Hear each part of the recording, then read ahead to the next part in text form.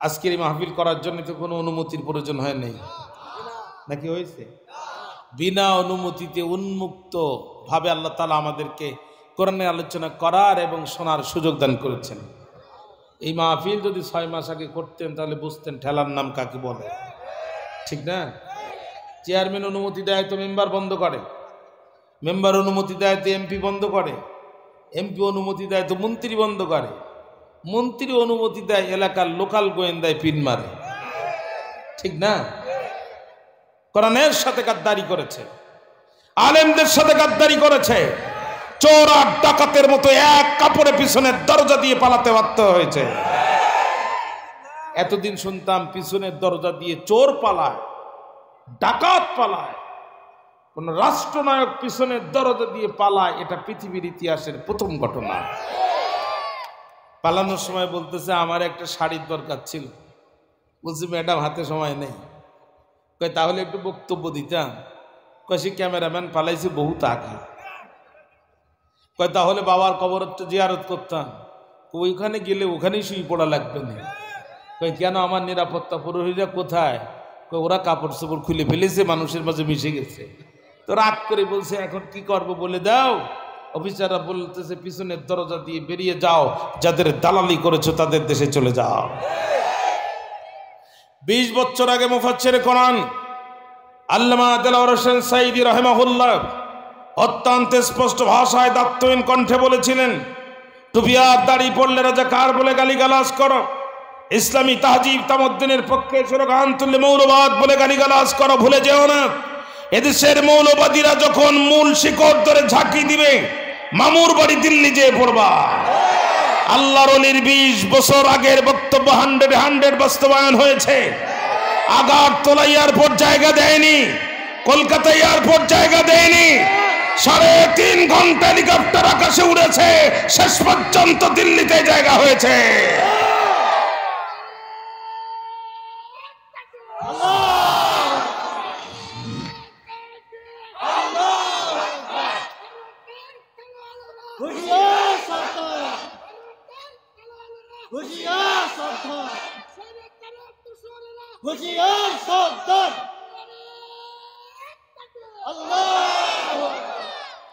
এই বিপ্লবে কোনো বামপন্থী রক্ত দেয়নি, কোন নাস্তিক রক্ত দেয়নি, কোন শাহবাগী রক্ত দেয়নি।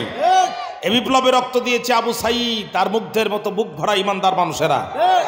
কলিজার মধ্যে কি সাংঘাতিক ইমান থাকলে পরে বন্দুকের সামনে বুক চেতিয়ে দিতে পারে, বুকের মধ্যে গুলি ঢোকার পরও মাথা উঁচু করে দাঁড়াতে পারে।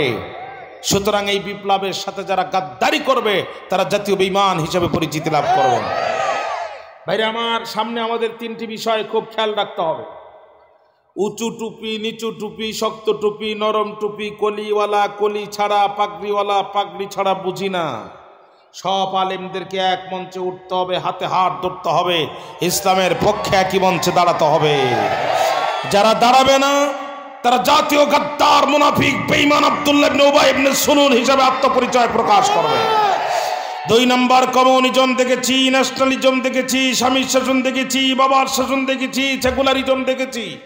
শুধু একটি বার 1500 বছর পূর্বে হেরা গুহায় নাজিল হওয়া আল্লাহর কোরআনের শাসন ব্যবস্থা দেখার মাধ্যমে আমরা খলিফা ওমরের শাসন ব্যবস্থায় ভূখণ্ডে দেখতে চাই, হযরত আবু বকরের শাসন ব্যবস্থায় ভূখণ্ডে দেখতে চাই।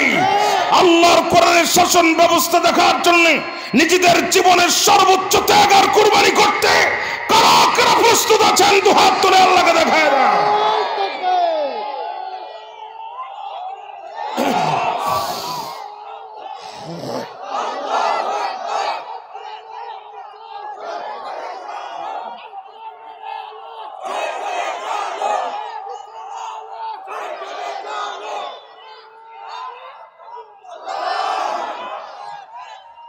আল্লাহর কোরআনের সমাজ ব্যবস্থা চাই, এই কথা বললে যার মুখ অন্ধকার হয় ওর কলিজায় ঈমানের বালাই নাই।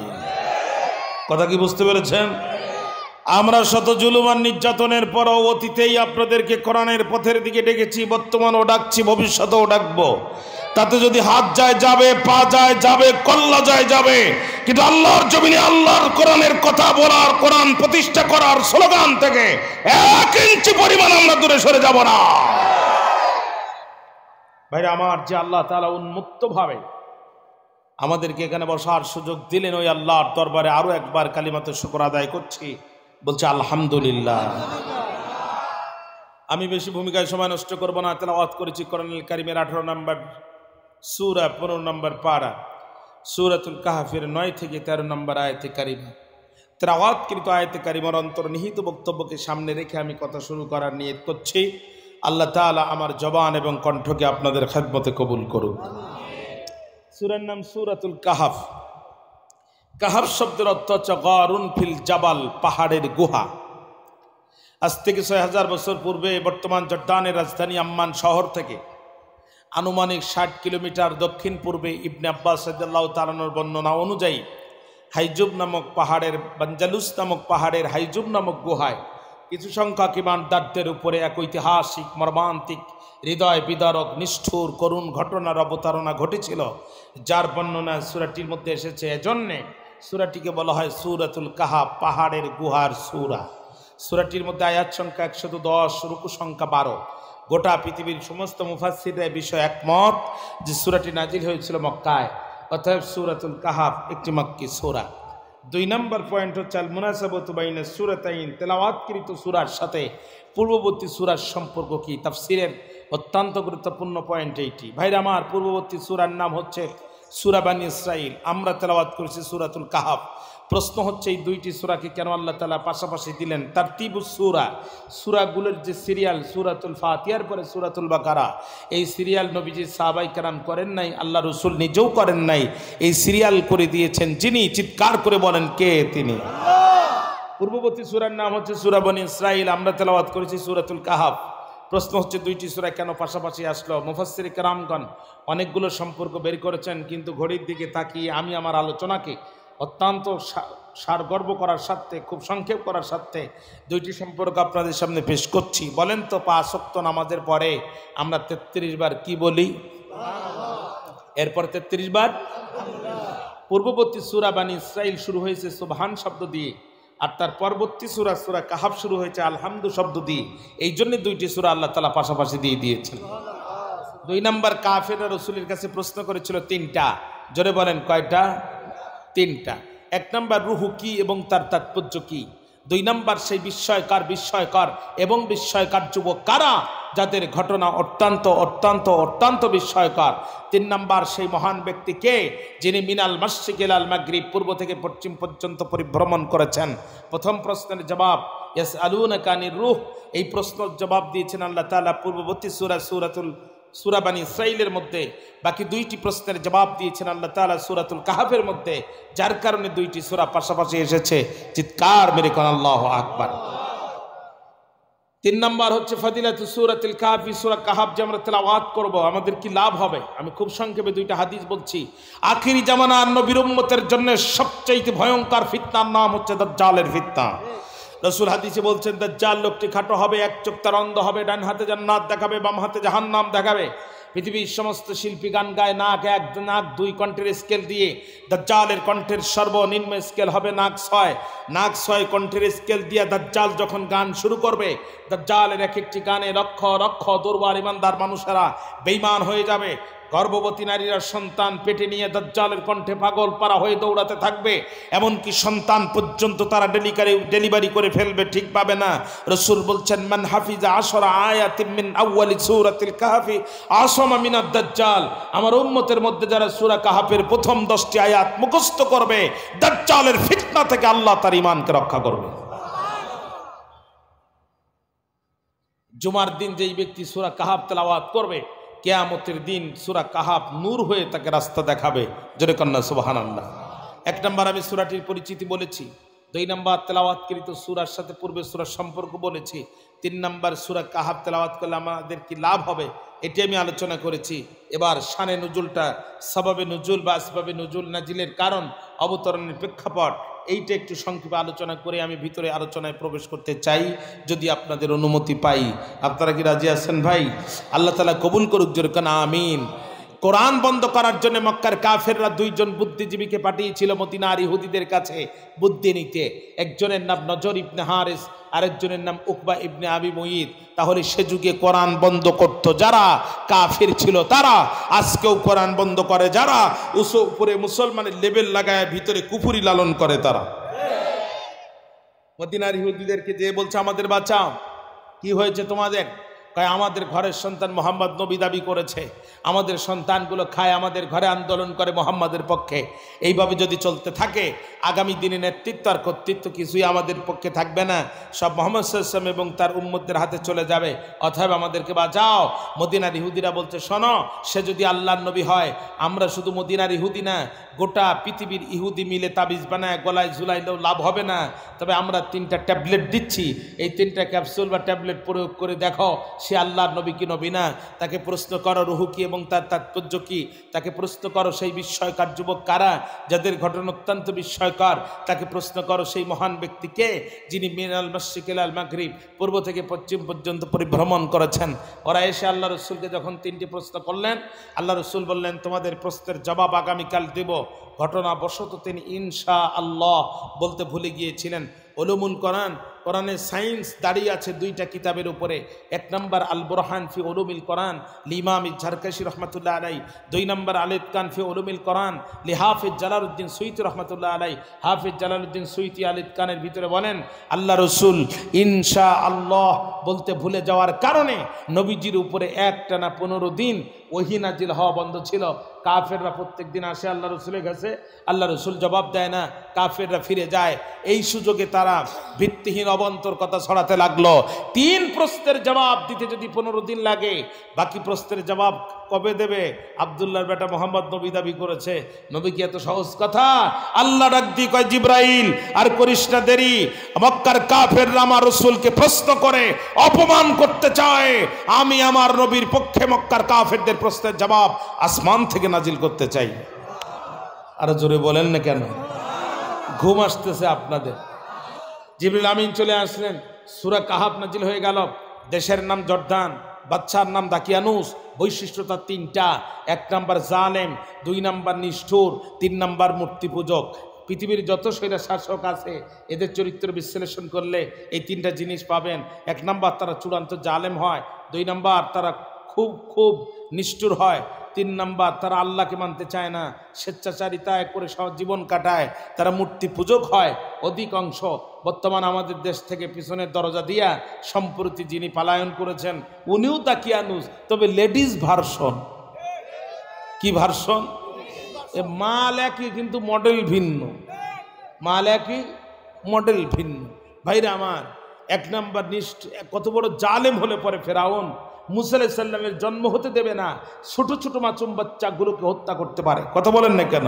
কি জাতের জালেম হলে পরে নমরুদ জীবন্ত পয়গম্বর ইব্রাহিম আলাইহিস সালামকে অগ্নিকাণ্ডের উপরে নিক্ষেপ করার নির্দেশ দিতে পারে? কি জাতের জালেম হলে পরে স্বৈরাচার নিজের দেশের মানুষের ট্যাক্সের টাকা দিয়ে কেনা বন্দুক আর হেলিকপ্টার ব্যবহার করে ক্ষমতা কক্ষিগত করার জন্য উপরে উঠে গুলি করে ছোট মাসুম বাচ্চা পর্যন্ত হত্যা করতে পারে? মাইকের আওয়াজ আর একটু বাড়ান। আমার পরে কি আর কোনো বক্তা আছে? যা আছে সব দেন। সাউন্ড নাই তাই না? কার জন্য রাখছেন এইগুলা? দিয়ে দেন। থাক, তকিরপনতা করেন কেন ভাই? আমার কথার দিকে মনে হয় আপনাদের মনোযোগ নাই। আমার কথা বুঝতে কষ্ট হয়। 1 নম্বর জালেম, 2 নম্বর নিষ্ঠুর, 3 নম্বর মূর্তি পূজক। দেশের মানুষ একটা পোল্ট্রি মুরগির ডিম 16 টাকা কিনে খায়, আর স্বৈরাচার 300 কোটি টাকা দিয়া বাবার মূর্তির মুরাল বানায়। টাকার মধ্যে মূর্তি, পয়সার মধ্যে মূর্তি, 3 রাস্তার মোড়ে মূর্তি, 4 রাস্তার মোড়ে মূর্তি, স্কুলের সামনে মূর্তি, কলেজের সামনে মূর্তি, বিশ্ববিদ্যালয়ের সামনে মূর্তি, সব জায়গায় মূর্তি নির্মাণ করে যারা ফেরাউন আর নমরুদের প্রতাক্তা, তারা ইসলামের চূড়ান্ত দুশমন। ঠিক না? দাকিয়ানুস সারা দেশে রেড অ্যালার্ট জারি করলো, মার্শাল ল দিয়ে দিল, ডিক্রি জারি করলো, অর্ডিন্যান্স জারি করলো। সেটা কি? আমার দেশে থাকবে যারা মূর্তি পূজা করবে তারা, আমার দেশে থাকবে যারা মূর্তির পায়ে সিজদা দিবে তারা, আমার দেশে থাকবে যারা মূর্তিকে রব মানবে তারা, আর মূর্তিকে রব মানবে না যারা, দুই ভাগে ভাগ হবে তারা। এক ভাগ যাবে ক্রস ফায়ারে, আর এক ভাগ যাবে আয়না ঘরে। এই আইন জারি করলো যখন, সারা দেশের মানুষ মেনে নিল, তখন মানল না যারা 7 জন যুবকের একটি গ্রুপ, তারা মাথা উঁচু করে বলল জীবন দিব, ইমান দেব না। জীবন গেলে জীবন পাবো, ইমান গেলে ইমান পাবো না। 7 জন যুবকের একটা গ্রুপ, তারা আল্লাহ রসুলের কাছে যে কাফিররা 3টা প্রশ্ন করেছিল, আজকে আমাদের আলোচনার বিষয় হচ্ছে 2 নম্বর প্রশ্ন নিয়ে, সেই বিস্ময়কার যুবক কারা। আমার বক্তৃতা কি এ পর্যন্ত বুঝতে আপনাদের কোনো কষ্ট হয়েছে? আপনাদের কোনো কষ্ট হয়েছে? যুবকেরা বলল জীবন গেলে জীবন দিব, ইমান দেব না। যেই মূর্তির মুখে কুকুরে চান্স পাইলে পা উঁচু করে স্প্রে করে, বুঝেছেন তো? দেখবেন কুত্তা রাস্তার পাশে মুত্তা থাকলে কুত্তা কোষাও প্রস্রাব করে না, ওর না প্রস্রাব না লাগলেও জোর করে হলেও 2 ফোঁটা ওখানে দেয়, ঠিক না? যুবকেরা বললো যে মূর্তির মুখে কুকুরে প্রস্রাব করে, এই মূর্তি কোনোদিন আমাদের রব হতে পারে না। অতএব জীবন গেলে জীবন দিব, ইমান দেব না। জীবন গেলে জীবন পাবো, ইমান পাবো না। কেমনে জীবন গেলে জীবন পাবেন? মিনহা খালাকনাকুম ওয়া ফিহা নুঈদুকুম ওয়া মিনহা নুখরিজুকুম তারাতান উখরা। কিয়ামতের দিন আপনাকে আমাকে পুনরুজ্জীবিত করবেন কে? আল্লাহ। এখন বলেন তো দেখি, এই জামানায় যদি আপনি ইমান হারা হয়ে মারা যান, কিয়ামতের দিন কি আর ইমান আনার কোনো সুযোগ আছে? অতএব জীবন গেলে জীবন পাওয়া যাবে, ইমান হারায় মারা গেলে ইমান পাওয়া যাবে না। অতএব জীবনের মূল্য বেশি নয়, ইমানের মূল্য বেশি। জীবন বাঁচানো ফরজ নয়, বরং জীবন বাঁচানোর থেকে ইমান বাঁচানোর জন্য জীবন কোরবানি করে দেওয়া ফরজ।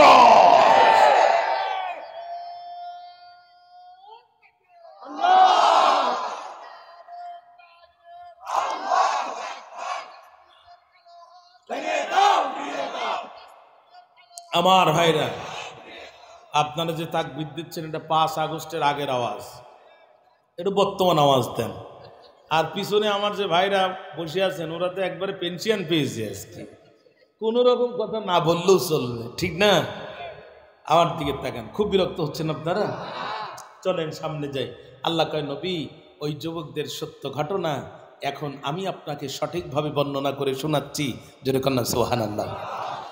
রব্বুল আলামিন বলেন, নাহনু নাকুসু আলাইকা নাবাআহুম বিল হক ইন্নাহুম ফিতয়াতুন আমানু বিরাব্বিহিম ওয়া জিদনাহুম হুদা। আরো জোরে বলেন, নাহনু নাকুসু আলাইকা নাবাআহুম বিল হক। নবী, আমি ওই যুবকদের ঘটনা আপনাকে বর্ণনা করে শোনাচ্ছি। ইন্নাহুম ফিতিয়াতুন, নিশ্চয়ই তারা ছিল যুবকগণ, নিশ্চয়ই তারা ছিল যুবকগণ। তাফসিরে এসেছে 3টি বিষয়ের উপযুক্ত কালকে যৌবন কাল বলে। 1 নাম্বার সিদ্ধান্ত গ্রহণ, 2 নাম্বার কার্য সম্পাদন, 3 নাম্বার চরিত্র গঠন। যৌবনে যার চরিত্র ভালো হয় না, বুড়া বয়সে চাচার চোখের চাউনু ভালো হয় না।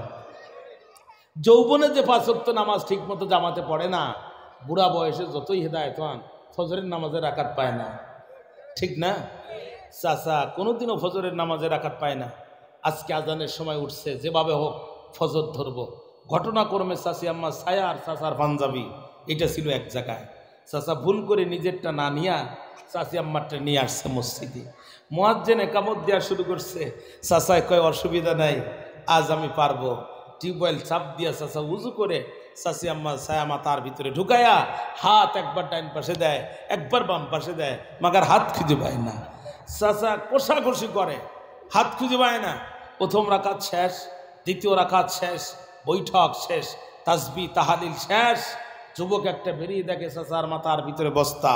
আর চাচা কেন জানি কষাকষি করে। যুবক ডাক দিয়ে কয়, চাচা এমন করেন কেন?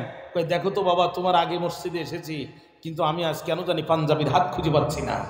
যুবক ডাক দিয়ে কয়, চাচা এটা তো চাচি আম্মার ছায়া। বলছি এই জন্য হাত খুঁজে পাওয়া যাচ্ছে না। ইসলামের পথে থাকবেন, যৌবন বয়সে থাকবেন, বুড়া বয়সে কিন্তু ইবাদতের হাত খুঁজে পাবেন না, ঠিক না? আল্লাহ পাক কি বলছে দেখেন, নবী ইন্নাহুম ফিতিয়াতুন, নিশ্চয়ই তারা ছিল যুবকগণ। তারা কি করেছিল? আমানু বিরাব্বিহিম, তারা তাদের রবের প্রতি ঈমান এনেছিল। আর আমি আল্লাহ তাআলা কি করেছিলাম? ওয়াজিদনাহুম হুদা, আমি তাদের জন্য হেদায়েতের রাস্তাকে প্রশস্ত করে দিয়েছিলাম, বৃদ্ধি করে দিয়েছিলাম। জোরে কন্না সুবহানাল্লাহ। যুবকরা ঘোষণা দিয়ে দিল, যুবকরা ঘোষণা দিয়ে দিল, কল্লা দিব, ঈমান দিব না। যুবকদের এই ঘোষণা সারা দেশে পৌঁছায় গেল। ডিবি হারুন বিষয়টা টের পেল। কে টের পেল? আপনারা আবার তাফসিরে যে ডিবি হারুনের নাম খুঁজতে যেন না, তাহলে কিন্তু আর পাবেন না। তদানীন্তন এনএসআই ইন্টেলিজেন্সে যারা ছিল এদের নাম তো আর আমি জানি না, এই জন্য ডিবি হারুনের নামটা বললাম যাতে আপনাদের বুঝতে একটু কষ্ট হয়। বাইরে আমার বুঝতে একটু সহজ হয়। ডিবি হারুন বিষয়টা টের পেয়ে তার ঊর্ধ্বতন কর্মকর্তা বেনজিরকে বলতেছে, স্যার খবর তো খারাপ। কয় কি? কয় সারা দেশের মানুষেরা মূর্তিকে রব বলে মানলো না যারা, 7 জন যুবকের একটা গ্রুপ, তারা এদের কলিজার মধ্যে যে কি ঈমান, পাহাড় তুলেও যদি বুকে চাপায় দেন এরা মাটির সাথে মিশে যাবে, কিন্তু আল্লাহকে ছাড়া কাউকে রব মানবে না। বেনজির বলছে কোনো কথা না, আগে গ্রেফতার করে কারাগারে ভরো। তখন বলছে ওদের নামে তো কোনো মামলা নাই। কয় মামলা যে কটা লাগে আমরা লাগাই দেবো নে। তাহলে বোঝা গেল পৃথিবীর সব সরকার আগে মামলা করে পরে গ্রেপ্তার করে, স্বৈরাচার যারা আগে গ্রেপ্তার করে পরে মামলা লাগায় তারা। হাজী সাহেব মক্কায়, মামলা হয় বাংলায়। হাজী সাহেব কোথায়? একটু কথা বলেন, হাজী সাহেব কোথায়? মামলা হয় কোথায়? হাজী সাহেব কবরে, মামলা হয় উপরে। 10 বছর আগে হাজী সাহেব কবরে, 10 বছর পরে হাজী সাহেবের নামে মামলা হয়েছে উপরে। চাচি আম্মা বুড়ি মানুষ খুঁড়ায় খুঁড়ায় থানায় যে বলছে, বাবা ওসি বড় বিপদে পড়ে এসেছি, নিজের কানে শুনেছি তোমার চাচার নামে নাকি মামলা হয়েছে, বাবা জানতে চাই তোমার চাচা কি করেছে। ওসি সাহেব কয়, চাচি আম্মা চাচায় বড় দুষ্টু মানুষ, আমার থানার সামনে ককটেল হামলা করেছে। বলছে বাবা এই ঘটনা কবে ঘটেছে? কয় গতকাল রাত 10টার সময় ঘটেছে। কয় তোমার চাচা তো 10 বছর আগেই মারা গেছে। কথা কন না। ওই বুড়ার সাথে আমি বুড়ির মহাব্বতটা এত গভীর ছিলাম, আমি মেয়েদের বাড়িতে যেতাম যখন বুড়ায় টেলিফোন করতো তখন, ওরে বুড়ি যত রাত বাড়িতে আসো তাড়াতাড়ি, তোমারে ছাড়া আমি কেমনে থাকতে পারি। যে মহাব্বতের বুড়া আমার, আমাকে ছাড়া একটা রাতও ঘুমাতো না। 10 বছর আগে গেল কবরে, মাত্র 2 বার উঠলো উপরে। একবার গত নির্বাচনে ভোট দেওয়ার সময়, আর একবার তোমার থানার সামনে ককটেল মারার সময়। বাবা যেই বেচারা মরার পরও কবর থেকে উঠে ভোট দিতে পারে, ও কিন্তু চান্স পাইলে সামনে আবার উঠতে পারে। কথা কন না। অতএব তুমি আমার মোবাইল নাম্বারটা নাও, আমার চেয়ারম্যানের নাম্বারটা নাও।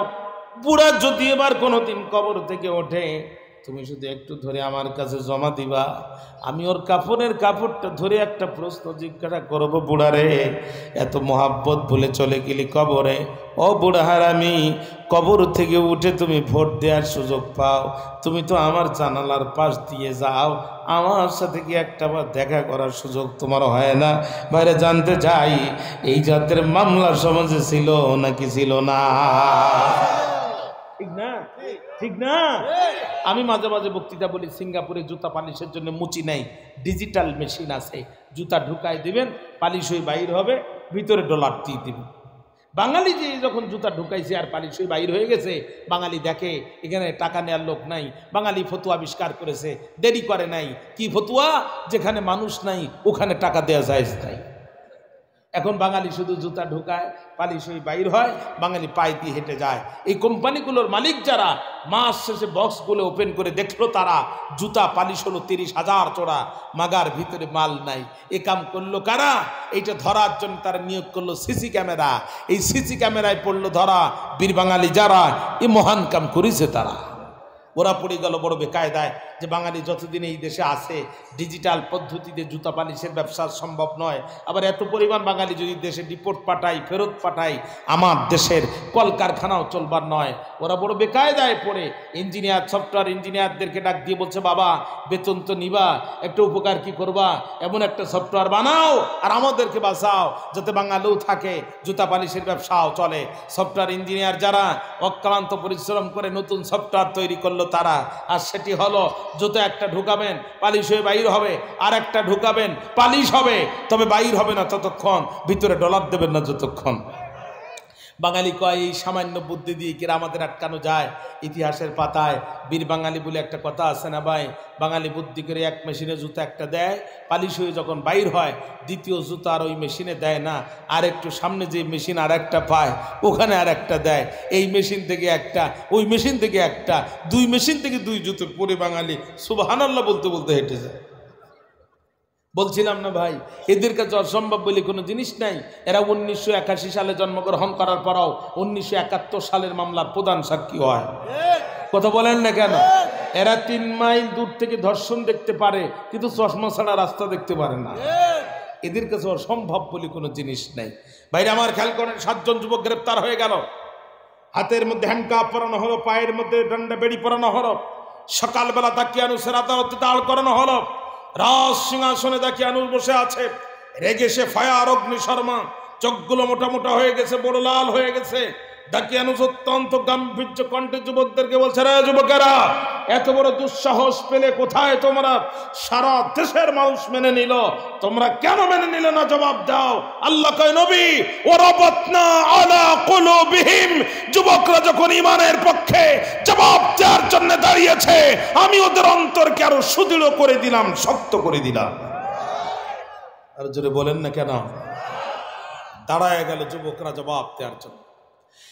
যুবকরা বললেন, রব্বুনা রব্বুস সামাওয়াতি ওয়াল আরদি লান নাদউয়া মিন দুনিহি ইলাহান লাকাদ কুলনা ইযান শাতাতা।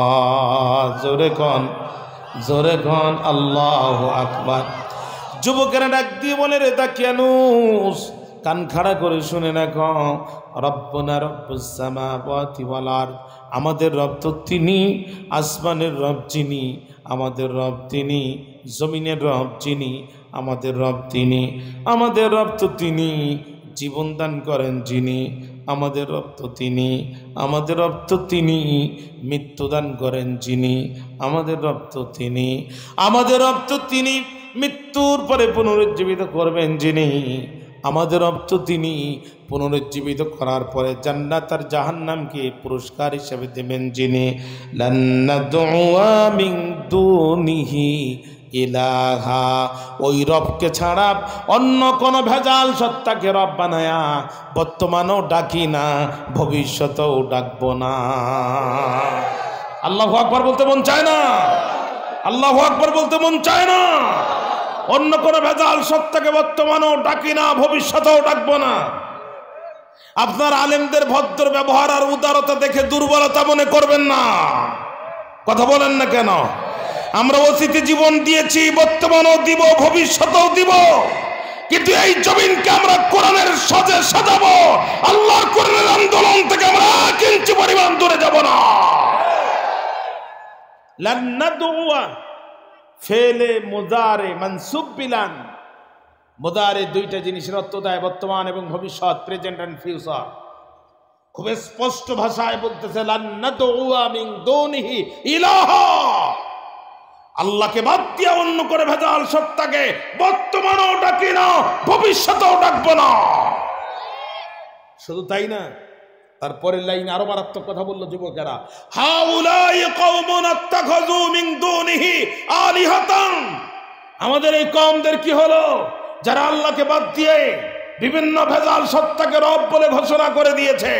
লাউলা ইয়াতুনা আলাইহিম বিসুলতানিন বাইয়িন, তাদের কাছে কি অকাট্য দলিল আছে যে আল্লাহকে বাদ দিয়ে অন্য কাউকে রব বলে মানা যাবে? যদি থাকে তারা পেশ করে না কেন? ওয়ামান আযলামু মিম্মান ইফতারা আলাল্লাহি কাযিবা, ওই ব্যক্তির চেয়ে বড় জালেম আর কে হতে পারে যে তার রবের নামে মিথ্যা প্রতিপন্ন করে। তার মানে দাকিয়ানুস, আমরা আল্লাহকে ছাড়া অন্য কোন ভেজাল সত্তাকে রব বলে জীবন থাকতে মানব না, তুই যাকে রব বলিস ওটা রব না, রবের জাত না। বাইরে স্পষ্ট ভাষায় শুনে নেন, আল্লাহকে বাদ দিয়ে যারা গাছকে সিজদা করে এরা যেমন মুশরিক, আল্লাহকে বাদ দিয়ে যারা মাছকে সিজদা করে এরা যেমন মুশরিক, আল্লাহকে বাদ দিয়ে যারা গরুর পায়ে সিজদা করে এরা যেমন মুশরিক, আল্লাহর আইন বাদ দিয়ে যারা মানুষের তৈরি করা আইনের মধ্যে জীবন যৌবন সম্পদ উৎসর্গ করে এরা ঠিক তেমনই মুশরিক। এই ব্যাপারে কোনো পার্থক্য নাই। বন্ধুরা খেয়াল করেন, যুবকেরা এই ঘোষণা দেওয়ার সাথে সাথে দাকিয়ানুস বলল, তোদের তো কথায় লাইন খারাপ, তোদের তো কথাকে রাজাকার ঘেরান পাওয়া যায়, তোদের হাতে সময় 3 দিন, you have to change all of your decision within 3 days।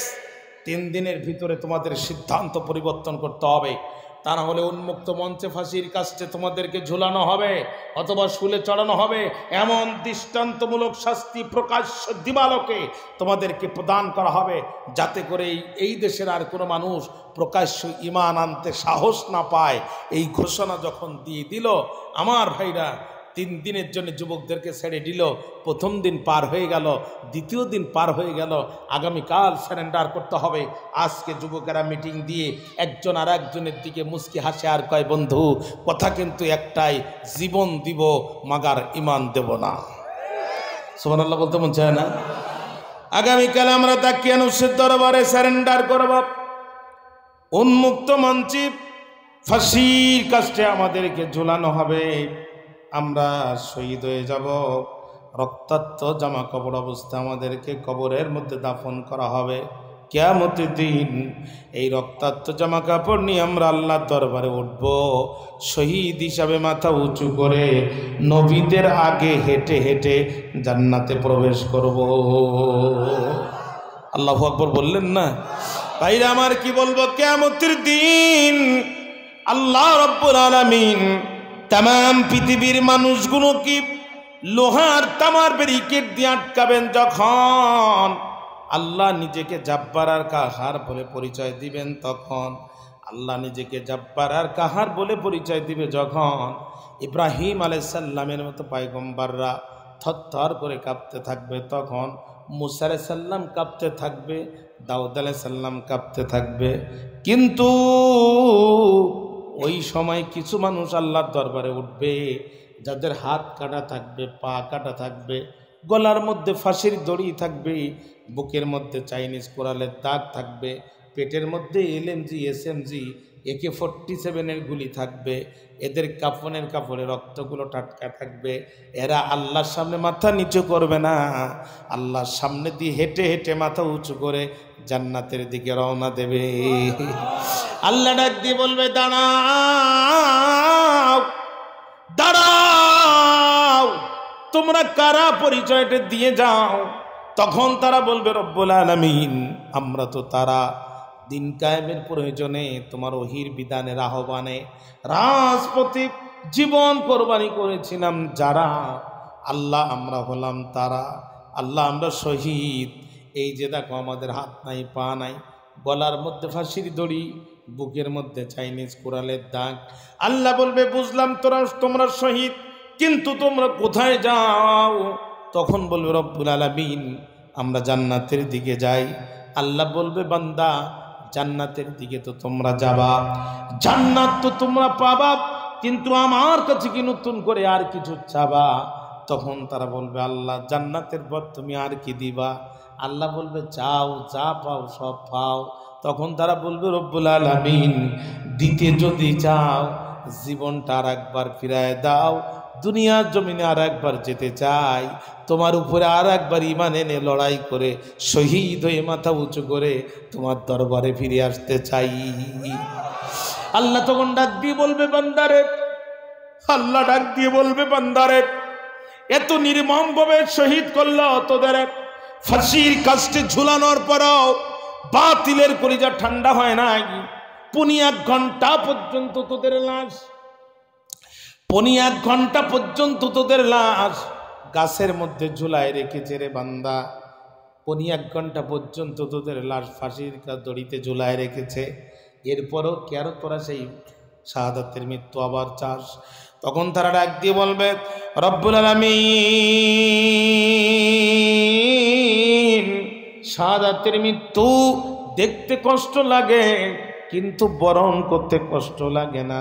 একটা পিঁপড়া কামড়ালে যত না কম কষ্ট হয়, তার চেয়ে অধিক কম কষ্টে শহীদ মালাকুল মউত আমাদের জীবনটা কেড়ে নিল।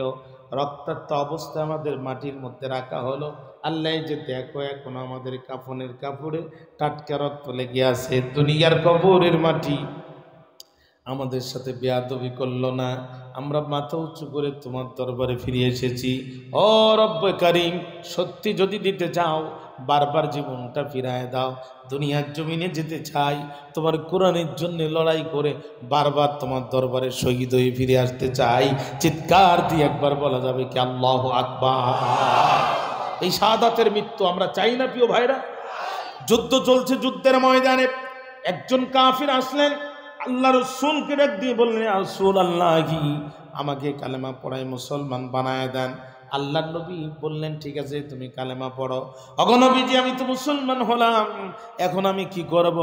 বিশ্বনবী কয়, তোমার কাছে তরবারি আছে। হুজুর, আমার কাছে তরবারিটা ভাঙ্গা। আল্লাহর নবী বললেন, যুদ্ধের ময়দানে নামো, ভাঙ্গা তরবারিতে তুমি যুদ্ধের ময়দানে লড়াই করো।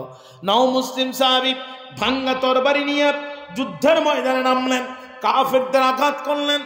এক পর্যায়ে কাফেরদের আঘাতে নিজে শহীদ হয়ে গেলেন। এবার যুদ্ধ শেষ হয়ে গেল, আমার ভাইরা শহীদদের লাশগুলো এক জায়গায় করতেছে। এমন সময় রসুলের কাছে এসে কিছু সাহাবী বললেন, ওগো নবীজি, এই লোকটি জীবনে একটি বারের জন্য নামাজ পড়ে নাই, একটা রুকু দেয় নাই, একটা সিজদা করে নাই, একটা দিন রোজা রাখে নাই। লোকটি যুদ্ধ চলাকালীন সময় আসলো, আর কালেমা পড়ে মুসলমান হলো। লোকটি জিহাদের ময়দানে অংশগ্রহণ করলো, লোকটি তো মারা গেল। ওগো নবীজি, জানতে চাই এই লোকটির জানাজা পড়া লাগবে নাকি পড়া লাগবে না? আল্লাহ রাসূল বললেন, তোমরা কি বলতে চাও? ওগো নবীজি, আমাদের মনে হয় লোকটির জানাজা পড়ে কোনো লাভ নাই। আল্লাহর নবী বললেন, সাবধান রে সাহাবারা, তোমরা সাক্ষী দিচ্ছ লোকটি জাহান্নামী, আমি মুহাম্মদ রাসূলুল্লাহ সাক্ষী দিচ্ছি লোকটি জান্নাতি। আরো জোরে বলেন আল্লাহু আকবার। এই শাহাদাতের মৃত্যু আমরা চাই না প্রিয় ভাইরা। উহুদ যুদ্ধ শেষ হয়ে গেল, একজন মানুষ সামনে একজন মহিলা আল্লাহর নবীকে ইশারা দিলেন। আল্লাহর নবী কাছে গেলেন, পর্দার ভিতর থেকে মহিলাটি ডাক দিয়ে বলছে, নবীজি,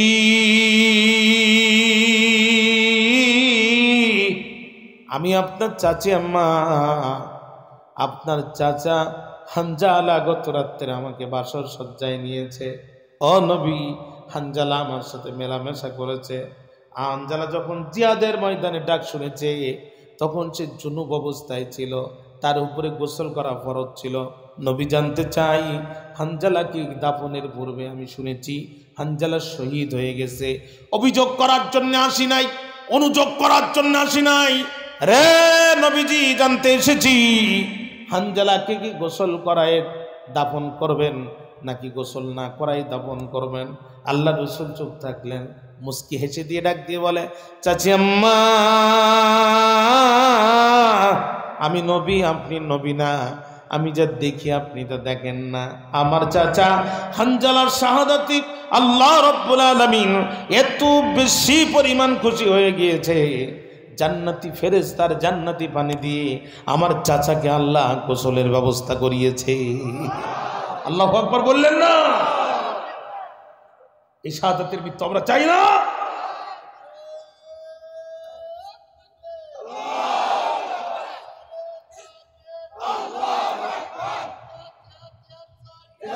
আমার ভাইরা, আপনাদের খুব ঘুম আসতেছে, আপনাদের খুব ঘুম আসতেছে। এক নম্বর, আসহাবে কাফের যুবকদের সামনে সিদ্ধান্ত দুইটা, আগামীকাল সারেন্ডার করে শহীদ হয়ে যাব। দুই নম্বর সিদ্ধান্ত, অথবা আমরা পাহাড়ের ভিতরে যে আত্মগোপন করব। তাহলে ইসলামের প্রয়োজনে আত্মগোপন করা জায়েজ না হারাম? খুব মনোযোগ দেবেন এই পয়েন্টের উপরে। আল্লাহ নবীকে আল্লাহ বলছে, নবী আপনি দাওয়াত দেন সিররান গোপনে, ফাসিররান অতি গোপনে। আল্লাহ ডাক দিয়ে বলছে, মুসার মা সিন্দুক বানাও, মুসাকে ঢুকাও, নীল দরিয়ায় ভাসাও। সিন্দুক বানায়া মুসাকে ঢুকায়া নীল দরিয়ায় ভাসানোর দায়িত্ব তোমার। যে ফেরাউন মুসাকে হত্যা করতে চায় আত্মপরিচয় গোপন করে ওই ফেরাউনের রাজপ্রাসাদে প্রবেশ করায় মুসাকে লালিত পালিত হওয়ার ব্যবস্থা তৈরি করে দেওয়ার দায়িত্ব আমি আল্লাহর। মুসা আলাইহিস সালামের মা সিন্দুক বানালো, মুসা আলাইহিস সালামকে ঢুকালো, নীল দরিয়ায় ভাসালো। এই উপমহাদেশের, ভারতীয় উপমহাদেশের বিদগ্ধ আরবি সাহিত্যিক মোহাম্মদ আবুল হাসান আলী নদভী তার সাহিত্যের মধ্যে লিখতেছেন, পড়ন্ত বিকালের সূর্য, নীল দরিয়ার ঢেউ আর মুসা আলাইহিস সালামের সিন্দুক তিনটা একসাথে হয়ে যখন রওনা দিয়েছে, মণিমুক্তার মতো জলজল করছে, মনে হচ্ছে তাওহীদের বিশাল সোপান মাথা উঁচু করে ফেরাউনের রাজপ্রাসাদের দিকে রওনা দিয়েছে। বিকালবেলা আম্মা আসিয়ার ফেরাউন দুইজন বসে বসে নীল নদের পানি দেখতেছে আর বাতাস খাচ্ছে। হঠাৎ করে আম্মা আসিয়া লক্ষ্য করে দেখে ওই যে মণিমুক্তার মতো জলজল করতেছে, কি যেন দেখা যায়। আম্মা আসিয়া তখন ডাক দিয়ে বলছে, ফারাও একটাবার তাকাও। ফেরাউন তাকাই বলতেছে, এই ডিবি হারুন, তাড়াতাড়ি যে তুলে আনো তো দেখি। গোয়েন্দা বিভাগে যারা ছিল তারা তুলে এনে চিন্তা করলো, এইটা মনে হয় বোমাই হবে। এটা সেই কোটালি পাড়া ৭৬ কেজি বোমা নাকি ৮৬ কেজি বোমা। এই বোমা বাস্ট হলে শুধু আমরা মরবো নাকি ফেরাউনও মরবে, এই নিয়ে তারা গবেষণা করতেছে। কেউ আর খুলতে সাহস পাচ্ছে না। হঠাৎ করে একজন কান লাগাই দিল, কান লাগাই দিয়ে মুসা আলাইহিস সালামের টেটা টেটা কান্নার আওয়াজ পাওয়া যায়। ওরা তখন বলছে, বাপরে বাপ, এ কোন বোমার ভাব, এর ভূতে মানুষের কান্নার আওয়াজ, কোন বোমা তার ঠিক নাই। শেষ পর্যন্ত জীবনের রিস্ক নিয়ে সিন্দুকটা যখন খোলা হলো, ওরা দেখলো বোমাও না, বন্দুকও না। এত সুন্দর মাসুম বাচ্চা দেখা যায়, মানুষের বাচ্চা যে এত সুন্দর হয় আমাদের জানা ছিল না। জোরে কন্না আল্লাহু আকবার। ওখান থেকে ওরা তখন চিৎকার করে ডাক দিয়ে বলছে, মা গো আসিয়া, ও মা আসিয়া, তুমি একবার আসিয়া শুধু দেখে দেখে যাও, জলদি করো দেখিয়া। আম্মা আসিয়া দৌড় দিয়ে আসলো, দুটো হাত পেতে দিল। মুসা আলাইহিস সালাম লাফ দিয়ে চলে গেল। পাপাচার, দুরাচার, পাপিষ্ট গাদ্দার ফেরাউনের সাথে দীর্ঘ দাম্পত্য জীবনে যত কষ্ট আসিয়ার হৃদয় পটে ছিল, মুসা আলাইহিস সালাম কোলে যাওয়ার সাথে সাথে আসিয়ার হৃদয় পট থেকে সমস্ত দুঃখ কষ্ট নিমেষেই দূর হয়ে চলে গেল। আম্মা আসিয়া চিন্তা করলো, সারা দেশে এখন চিরুনি অভিযান চলতেছে। কি অভিযান চলতেছে? চিরুনি অভিযান কি বুঝেন আপনারা? যেখানে ছোট বাচ্চা পাচ্ছে মুসা মনে করে ওখানে হত্যা করতেছে। চিরুনি অভিযান, উকুন কামড়াবে ডাইন পাশে, চিরুনি দেবে বাম পাশে। ঘটনা ঘটবে রাজশাহীতে আর গ্রেপ্তার হবে আশুলিয়াতে। কথা কন না? এর নাম কি? এর নাম চিরুনি অভিযান। আম্মা আসিয়া চিন্তা করলো, সারা দেশে এখন চিরুনি অভিযান চলতেছে। ছোট বাচ্চা যেখানেই পাচ্ছে মুসা মনে করে সেখানেই মারছে। অতএব এই বাচ্চাকে গোপনে নিরাপত্তা দেওয়া যাবে না, কারণ ফেরাউনের ইন্টেলিজেন্স এনএসআই টের পাবে, বাচ্চাকে নিয়ে হত্যা করে ফেলবে। এই বাচ্চাকে যদি নিরাপত্তা দিতে হয় তাহলে অবশ্যই এই বাচ্চাটা ফেরাউনের সামনে অভিনব কায়দায় বাচ্চা নিরাপত্তা দিতে হবে। আম্মা সে হাসে আর বলে, ফারাও শুধু একটাবার এসে শুধু তাকাও। ফেরাউন যখন আসছে, বাপ তো হতে পারেনি, ও ফেরাউন তাকাও তো দেখি কেমন। ফেরাউন তাকাই বলতেছে, আসিয়া এই মনে হয় সেই মুসা, এই মনে হয় সেই। একটু জোরে কন, চোরের মন। আপনারা ঘুমায় গেছেন, চোরের মন। আম্মা আসিয়া কই, কেমনে বুঝলে মুসা? ওর গায়ে কি লেখা আছে মুসা? কয়, কারুর বাড়ি গেল না, আমার বাড়ি আসলো কেন? এতেই বোঝা গেল মুসা। আম্মা আসে খুব সাবধান, এনাফ ইজ এনাফ, যথেষ্ট। ছোট বাচ্চা দিকে ভয় পাও, তুমি না খোদা, তুমি খোদা না গাধা। খোদাই যদি হবা, ছোট বাচ্চা দিকে কেন ভয় পাবা? একটু মানিজ্যতের ব্যাপার, তুমি এই কথার মানুষের তো বলা বলি করো না। সম্মান তো তোমার নাই আর আমারও থাকবে না। ফেরাউন, কথা কান খাড়া করে শুনে রাখো, যেহেতু তুমি বাবা হতে পারোনি, আমিও মা হতে পারিনি। এই বাচ্চা আমার এখানে আসছে, আমি বাচ্চাটা লালন পালন করব। এই বাচ্চা আর তো কিছু চোখ তুলে তাকাও, তোমার সাথে সংসার করার গোষ্ঠী মারি, তোমার সাথে সংসার করতাম না। আর ওই যে ক্যান্টনমেন্ট দেখতেছ, সেনাবাহিনী কিন্তু সব তোমার না। তুমি প্রেসিডেন্ট আর আমি তোমার বউ। আমার জীবনের নিরাপত্তার জন্য গোপনে মাল আমি ঢুকায় রেখেছি। 20টা ব্রিগেডিয়ার জেনারেল আমার আছে, 50টা ক্যাপ্টেন আমার আছে, 2000 সেকেন্ড লেফটেন্যান্ট আমার আছে, 5000 সৈনিক আমার আছে। বেশি ঘাটতার আমি করব, সর্বপ্রথম বিদ্রোহ তোমার ক্যান্টনমেন্ট থেকে শুরু হয়ে যাবে। ফেরাউন বলছে, আজকে বলিস কি? বলে, হ্যাঁ কথা তাই। বাচ্চার দিকে তাকাতে পারবা না? বাচ্চাকে তো মারতে চাও, একটাবার তাকায় বলো তো দেখি বাচ্চাটা কেমন। ফেরাউন আর একবার তাকিয়ে বলছে, আসিয়া সত্যি কথা বলতে কি আমার চোখ ঠান্ডা হয়ে গেছে। ফেরাউনের কথা শুনে আম্মা আসিয়া সেদিন যে মন্তব্য করেছিলেন, আসিয়ার মুখের কথাকে আল্লাহ তাআলা কোরআনের আয়াত বানায় দিয়েছে। সূরাতুল কাসাস খোলেন, আল্লাহ বলছে কুররাতু আইনুল লি ওয়া লাকা, আমার চোখ ঠান্ডা তোর চোখ ঠান্ডা, লা তাকতুলুহু, এই বাচ্চাকে করতে পারবি না তুই হত্যা। ফেরাউন ডাক দিয়ে বলছে আসিয়া, আসিয়া ডাক দিয়ে বলছে ফেরাউন, যেহেতু তোমার চোখ ঠান্ডা আমার চোখ ঠান্ডা, এই বাচ্চার উপরে চালাতে পারবে না তোমার নির্যাতনের ডান্ডা। আসিয়া বলতেছে, আসিয়া যখন এই কথা বলল, ফেরাউন বলতেছে ঠিক আছে আমি মেনে নিলাম। আল্লাহ কয় মুসার চেহারা ভালো করে দিয়া এমন ইশারা দিয়ে দিয়েছি, এখন ফেরাউনও খুশি আসিয়াও খুশি। বুঝতে পারলো না আত্মপরিচয় গোপন করে আমি ওখানে কাকে ঢুকিয়েছি। ভাইরা, আল্লাহ যদি মুসা আলাইহিস সালামের আত্মপরিচয় গোপন করে ফেরাউনের দরবারে ঢুকাতে পারে, আমার যুবকেরা কেন আত্মপরিচয় গোপন করে বিশ্ববিদ্যালয়ে কোরআনের দাওয়াত দিতে পারবে না? মুরব্বী খুব সাবধান, খুব সাবধান। নিশ্চিত পরাধীনতার হাত থেকে আপনি মুক্তি পেয়েছেন আমার যুবকের রক্তের বিনিময়। কথা কেন বলেন না? কথা কেন বলেন না? ভাইরা আমার, খেয়াল করেন, খেয়াল করেন। বিশ্বজিতের কথা আপনারা ভুলে গিয়েছেন। ছোট ছোট দাড়ি হয়ে গিয়েছিল, কর্মচারী মানুষ কাটতে পারেনি। চাপাতির কোপ যখন পিছন দিকতে দিচ্ছে তখন ও বলতেছে ভাই মারিস কেন? তুই অমুক দলের লোক। ধুর, আমি মুসলমানই না। বিশ্বাস না হয় আমার প্যান্ট খুলে দেখ, বিশ্বাস যদি না করিস আমার প্যান্ট খুলে দেখ, আমি মুসলমানই না। কয় না, তোর প্যান্ট খোলার সময় নেই, তোর মুখে দাড়ি, তার মানে তুই অমুক দলের লোক। যে যুগে মুখে একটু দাড়ি হিন্দু ছেলের বড় হয়ে গেলে চাপাতির আঘাত থেকে রক্ষা পায় না, ওই যুগে যদি আমার যুবক ইসলামের প্রয়োজনে নিজের জীবন বাঁচানোর স্বার্থে পরিচয় গোপন করে, মুরব্বী আপনারা এত চুলকায় কেন বাবা? কথা কেন বলেন না? আম্মা আছে ফেরাউন, তাহলে সিদ্ধান্ত কি হলো? ফেরাউন কাসিয়া তোর কথাই মানলাম, সন্তান থাক, তবে খেয়াল রাখিস ও যেন বড় হয়ে মুসা না হয়। বড় হয়ে কি না হয়? মুসা না হয়। আম্মা আসিয়া বলছে ঠিক আছে আমি খেয়াল রাখবো না, টেনশন করো না। ফেরাউন হাত তো বাড়াই বলছে আসিয়া আমার কাছে একটু দাও। আম্মা আসিয়াকে কি করতে চাও? আদর করতে চাই। আম্মা আসিয়া মনে মনে কয় কাফেরের বাচ্চা কাফের, তোর কলিজায় আদর আছে। তোর কলিজায় যদি আদর থাকতো, লাইট বন্ধ করে ইন্টারনেট বন্ধ করে পৃথিবী থেকে রাষ্ট্রটা বিচ্ছিন্ন করে যৌথ বাহিনী নামায় দিয়ে ছোট ছোট বাচ্চা মারতে পারতিস। কথা বলেন না? কথা বলেন না? তোর কলিজায় তো আদর নাই। তোর কলিজায় আদর থাকলে মাসুম বাচ্চা পর্যন্ত তোর বাহিনীর গুলির হাত থেকে রক্ষা পায় না। তোর কলিজায় তো আদর থাকার কথা না, কিন্তু যেহেতু চেয়েছে না দিয়ে উপায় নাই। আম্মা আসিয়া বলছে নাও, ফেরাউন বলছে দাও, আম্মা আসিয়া বলছে নাও। আম্মা আসিয়া দিছে ঠিকই, কিন্তু কাছাকাছি পজিশন নিয়ে দাঁড়ায় আছে। বাচ্চাকে আঘাত করা তো দূরের কথা, চোখ তুলে যদি একটাবার তাকাস, তুই তাকানোর আগে আমি তোর টুটি চেপি ধরবো। দিছে ঠিকই। ফেরাউন মুসা আলাইহিস সালামকে নিয়ে আদর করতেছে আর বলতেছে কোথায় তোমার বাড়ি, কোথায় তোমার ঘর, কোন মা তোমার ভাষায় দিল? আহারে নীল দরিয়ার পর, এই বলে যখন ঠোঁটে ঠোঁট দেবে, তেল আর পানি যেমন একসাথে মিশে না, সমুদ্রের লবণ পানি আর মিঠা পানি যেমন একসাথে মিশে না, পাহাড় আর আকাশ যেমন একসাথে মিশে না, বাতিল কোনদিন হকের মুখে মুখ রাখতে পারে না। মুসা আলাইহিস সালাম পকেট থেকে হাতটা বাহির করে টান টান করে এক থাবা দিয়ে বিশ্ব বাটপার, তুই না একটু আগে আমাকে রাজাকারের বাচ্চা বলে গালি দিলি, কতক্ষণ না? তুই না সারা দেশে আমার উপর হত্যাযজ্ঞ চালালি, এখন যখন বেকায়দা অবস্থা দেখেছিস তখন বলতেছিস গণভবনের 4 দরজা খোলা, আসবে যখন বসবো তখন। বিশ্ব বাটপার দিছে এক শটটা লাগার কথা ছিল মুসা আলাইহিস সালামের ফেরাউনের কান চোয়ালে, কিন্তু একটু মাথাটা নাড়ানোর কারণে লাগলো নাকের উপরে। মুসা আলাইহিস সালামের এক চড় বেঁকে গেল ফেরাউনের নাকের হাড়। ফেরাউন ওখান থেকে বলছে আসিয়া এতদিন খুঁজেছি যারে, সে এখন বাস করে আমার ঘরে।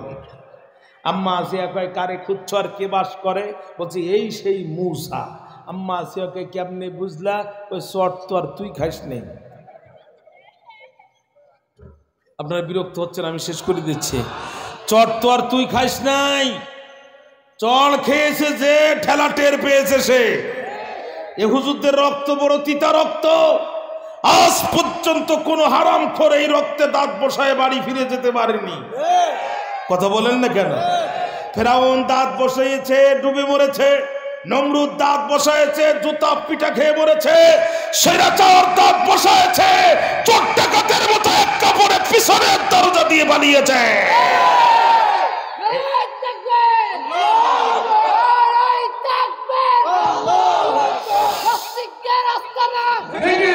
Bring it down!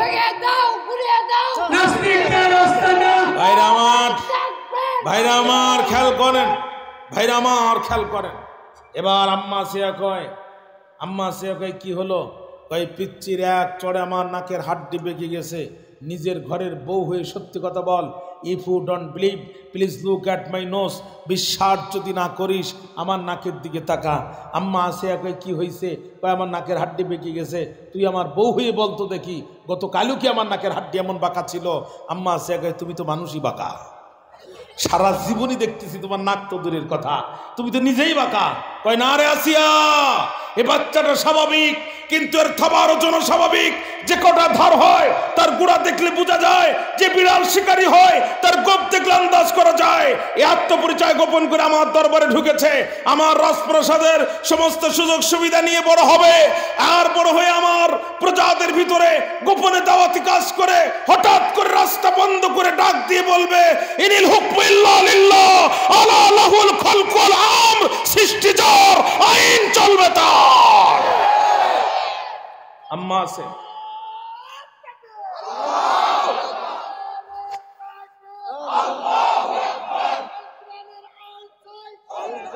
আমার ভাইরা। আম্মা সিয়া তখন ডাক দিয়ে বলতেছে ফেরাউন তুমি যতই তালবাহনা করো না কেন, রাস্তা কিন্তু দুইটা খোলা। এক নাম্বার তোমার সংসারে গোষ্ঠী মারি, 2 নাম্বার ক্যান্টনমেন্টে মারামারি।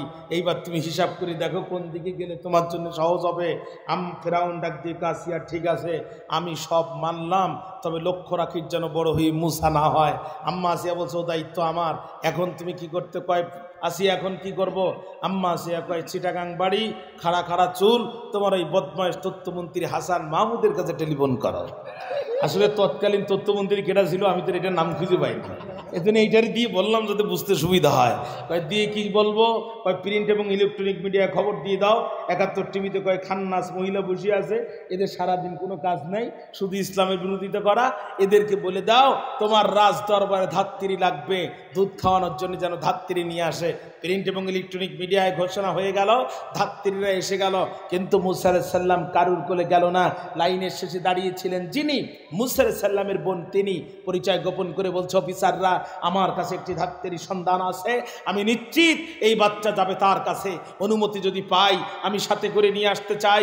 অফিসাররা বলল কোনো অসুবিধা নাই, এই বাচ্চা নিয়ে তো আমরা নিজেরাই আসি বেকায়দায়, অতএব তুমি নিয়ে আসো, কোনো তোমাকে পুরস্কৃত করতে চাই। আমি আপনাদের কাছে জানতে চাই মুসা আলাইহিস সালামের বোন কি মুসা আলাইহিস সালামের পরিচয় দিয়েছিল নাকি পরিচয় গোপন করেছিল?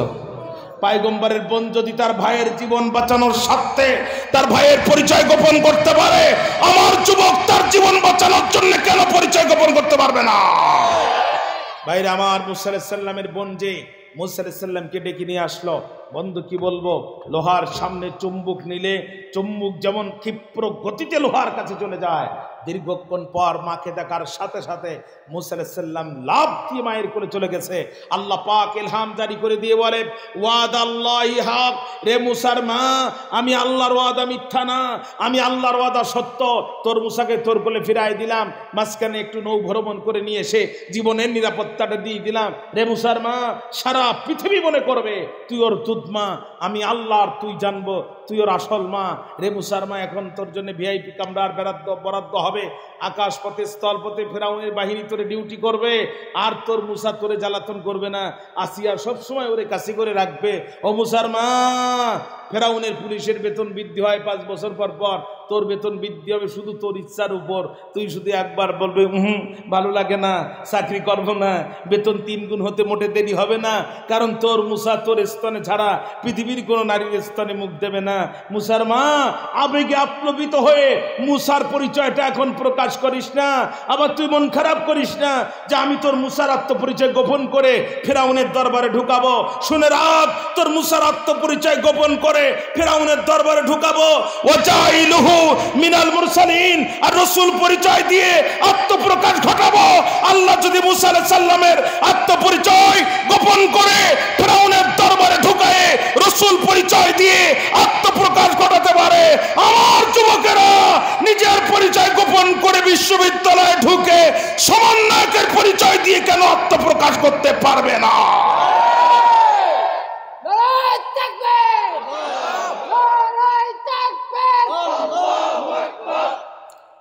আপনাদের কষ্ট হচ্ছে? তাহলে যুবকদের সামনে সিদ্ধান্ত দুইটা, যুবকদের সামনে সিদ্ধান্ত কয়টা? 1 নাম্বার হচ্ছে শাহাদাতের জীবন, আর 2 নাম্বার হচ্ছে আত্মগোপন। কথা কি বুঝতে পেরেছেন? আমি শেষ করে দেব।